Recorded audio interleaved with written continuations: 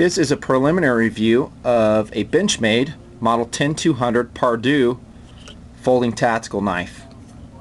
This is a pretty high value knife actually. You get a lot of knife for your money. Again, I'm at Skaggs Police Supply. I appreciate them hosting me for this review, and this is a good knife. I do not own this knife, so I can't give you an in-depth review of it. However, I'll just give you first impression of what I think. And I could be off on some of the takes, just take it for what it's worth. First we'll start with the blade. It's a rather large blade, 3.8 inches in length. That's what I measure it at. Made of AUS 8 steel. That's a good steel. I've had good experience with it. Takes and holds an edge really well. Relatively rust resistant. I don't mind it. And at this price point, that's actually a very good steel. The blade shape is kind of an abrupt sweep towards the end of the blade. It kind of reminds me of the Microtech Amphibian in a way.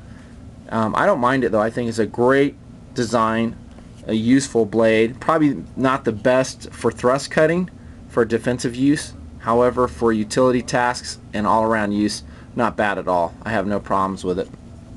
Nice finish on that blade too. Amazingly nice at this price point. It's kind of a Scotch-Brite finish with very, very well polished grind lines. I mean, they just blend into the blade. Really nice. I like it a lot. Benchmade logo here.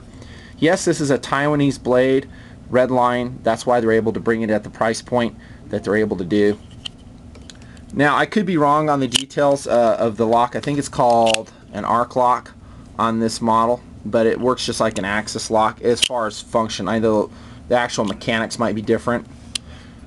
When we close it, you're going to have spring resistance, and it almost acts like an assisted opener in a way when it catches that spring, and it'll just give you a little pop, and then you'll have to finish deploying it out on your own. How's the lockup on it? Side to side in this particular knife, and this is a demo knife, there is a little bit of play. But I suspect, knowing Benchmade's, the experience I have with them is we could easily get rid of that play by tightening up that pivot screw with just a simple Torx driver that would fit it. So no problem there. That can be tightened up. Up and down is this thing we cannot correct, and it is absolutely solid in that dimension.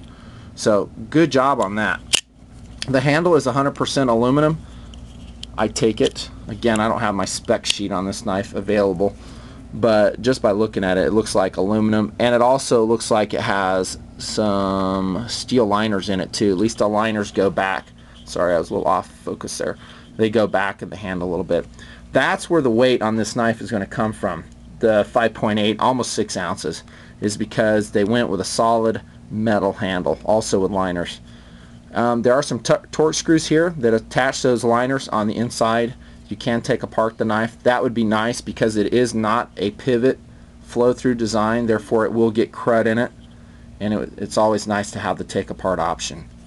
The handle itself is nice. It fits my hand really nicely, and again, I kind of tend towards a little bit larger size hand, therefore it's nice to see that the handle can accommodate me. Let me raise this up just a bit.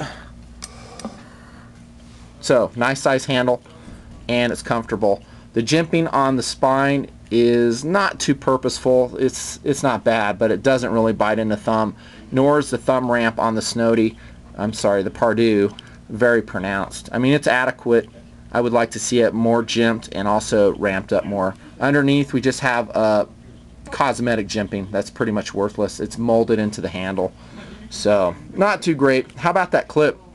It's decent. It's reversible from left to right. It is a tip-up carry configuration, which I prefer, generally speaking. The clip is blackened, hardened stainless steel, attaches nicely to the handle. Yes, I would like it to mount all the way up on that handle, especially when we have a thick handle material like this where we can mount it anywhere we want. I mean, all they've done is drilled and tapped those mount screws, and we could have easily done it up here. And they actually could have arced that clip around.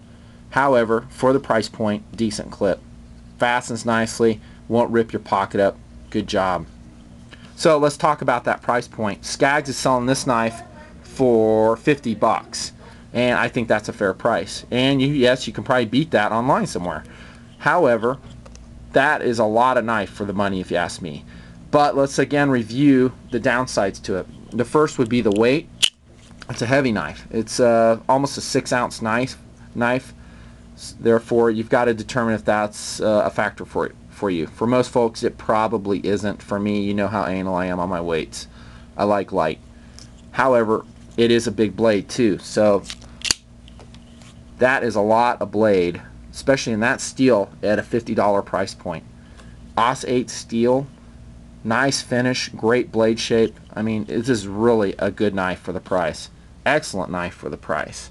So this is a large, in the category of large tactical folding knives, and I think I would recommend it to anybody looking for a high value, well made, put together knife. And these overseas knives just keep getting better and better. And I know a lot of buyers who are just saying, you know, why spend $125 for a regular Benchmade when I can get quality like this, you know, for 45, 50 bucks? And that is a fair question. So that's a review, preliminary review on the Benchmade model 10200 Pardue plain edge knife. Nice knife. Thanks, guys.